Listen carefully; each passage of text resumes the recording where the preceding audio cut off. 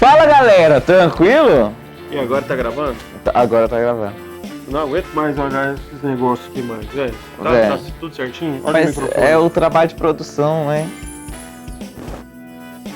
Beleza. Vamos começar essa aula. Chama a vinheta aí com a gente, vai?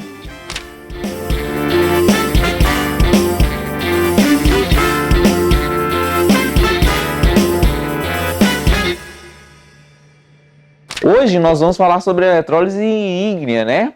Olha que nome legal. Massa. Ígnea. Massa demais. E Olha que ele nome pode conferir esse conteúdo lá no Piolê. Pode né? sim. Vai lá no Piolê, se inscreve, né? Também lá, se adere ao site. E tem mais informações aqui na descrição do vídeo. Exatamente. Vamos pra aula, né? Vamos pra lá. aula. Bate aqui. Explica pra eles. É nóis. E aí, meus queridinhos, tudo bem? Vamos ver como é que acontece uma eletrólise ígnea, onde o composto iônico ele tem que estar puro e fundido. O que é a fundido? O que é a fusão? A fusão é justamente a passagem do estado sólido para o estado líquido da matéria.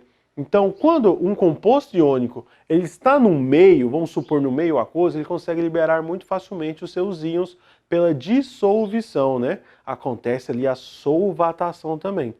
Só que, quando ele está puro, ele não está no meio, ele está sozinho. E quando você fornece calor para que ele chegue na fusão, ele passa do estado sólido para o estado líquido. No estado líquido de um composto iônico, facilmente ele libera cargas, ele libera seus íons. Esses íons, então, eles podem fornecer os elétrons necessários. Olha o que vai acontecer. Aqui no cátodo sempre acontece a redução.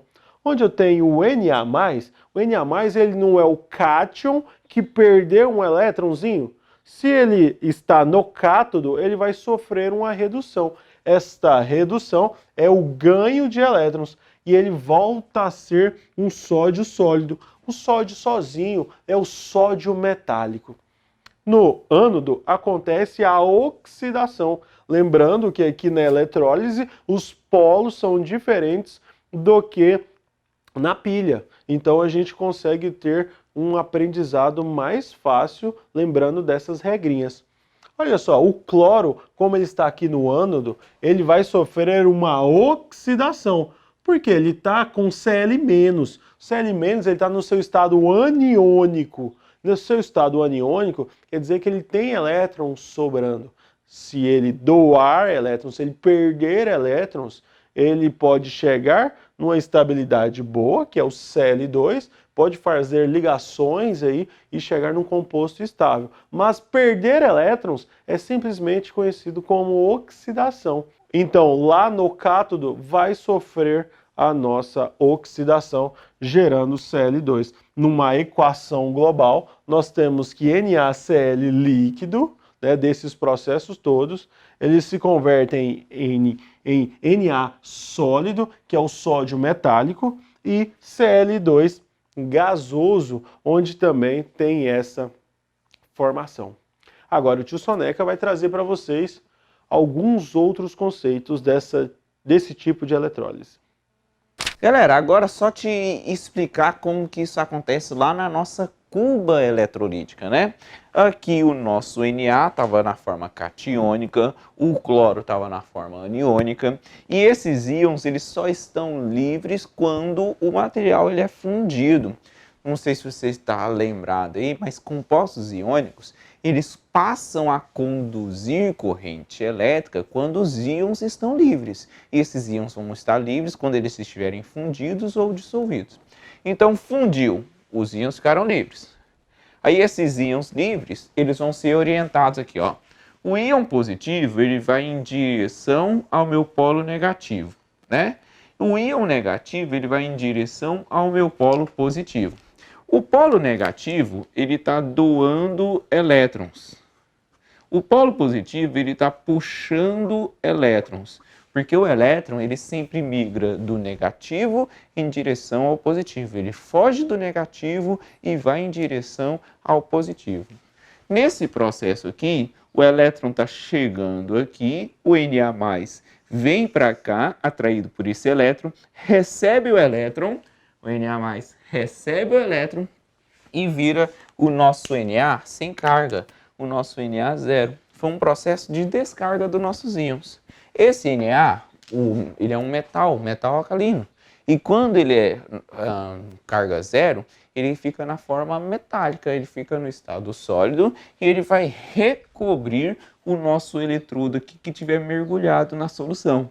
Onde tiver o eletrodo mergulhado, o Na vai virar metálico e vai recobrir ele aqui com Na sólido. Fica ali o eletrodo ele fica recoberto por um metal sódio, certo?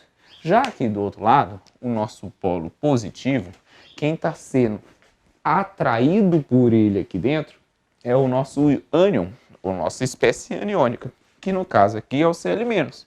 Esse Cl- encosta aqui está puxando elétrons, como ele tem elétrons sobrando, ele está com carga negativa, ele vai perder o elétron que ele tem. Na hora que ele perde o elétron que ele tem, ele passa a ser o cloro com carga zero. Só que o cloro com carga zero, como sendo um ametal, ele forma ligação covalente. E o cloro ele fica estável na forma de Cl2, né? Então ali você só tinha um cloro, um mol de cloro, né? Aqui, como formou Cl2, para que a reação ficasse balanceada, eu coloquei aqui um meio de Cl2. Bom, somando todas essas equações, o elétron aqui recebido foi por aqui doado, né? Então a gente consegue fechar o circuito. O elétron que foi recebido pelo Na, ele foi doado pelo Cl e o circuito fechou e continua o funcionamento dessa bateria ali, beleza?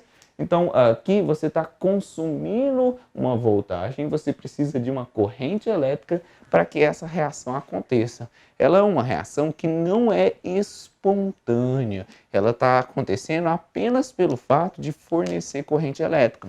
O sódio, como sendo um metal, a tendência dele é de oxidar e não de reduzir. O cloro, como sendo um metal, a tendência dele é de reduzir e não de oxidar, como está acontecendo aqui.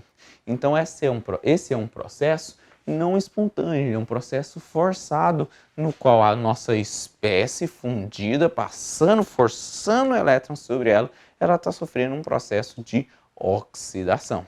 Oxirredução, quer dizer, né? Lembrando que o sódio, como ele está ganhando elétrons, ele está sofrendo redução. Quem sofre redução é sempre o nosso cátodo, e nesse caso é o polo negativo. E o cloro, que está perdendo o elétron que ele está, para ficar com carga zero, ele está sofrendo oxidação.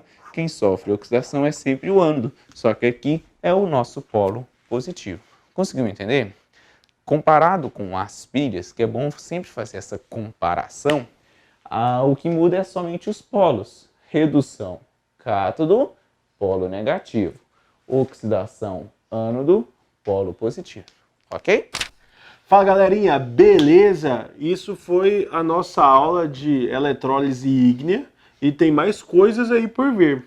Exatamente, a gente ainda vai falar sobre outros tipos de eletrólise, então fiquem atentos, tá? Não se esqueça de consultar esse conteúdo lá no Piolê, que é bom para fixá-lo, certo? Então galera, até a próxima aula, né? Até a próxima aula então, hein? É nóis, se inscreve aí.